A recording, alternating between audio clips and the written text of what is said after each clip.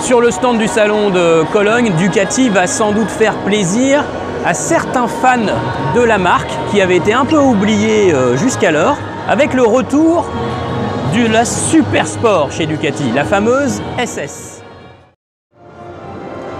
Alors vous voyez, ça, c'est ce qui va caractériser la Super Sport chez Ducati.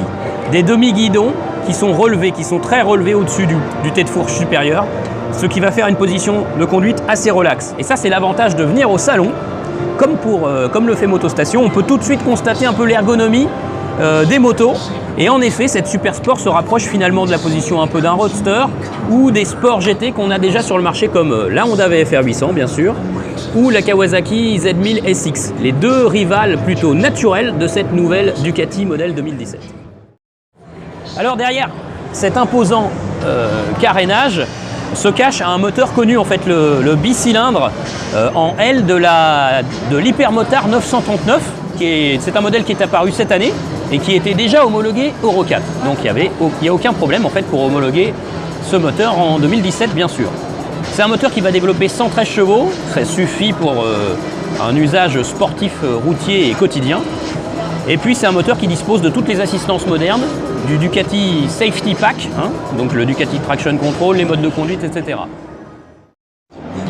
Alors la Super Sport ne renie bien sûr pas les origines de Ducati. On a toujours un cadre treillis tubulaire en acier. Alors c'est vrai qu'il est de plus en plus réduit au fil des millésimes. Et puis on retrouve toujours un monobras avec une très belle jante arrière. Ça c'est quand même très chouette, c'est très joli.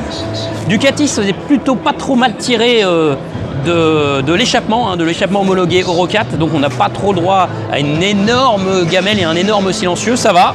Ça aurait pu être bien pire. Sur le modèle standard, on aura une suspension avant Marzocchi et un amortisseur arrière Zash. Toujours des freins Brembo à montage radial, bien sûr. Et si sur la version S, on aura par contre des suspensions Öhlins et des étriers Brembo de meilleure facture. Voilà, alors la version de base va commencer à 13 190 € et puis la version S à 14 690 €. Ce qui est concurrentiel sur ce segment Sport GT.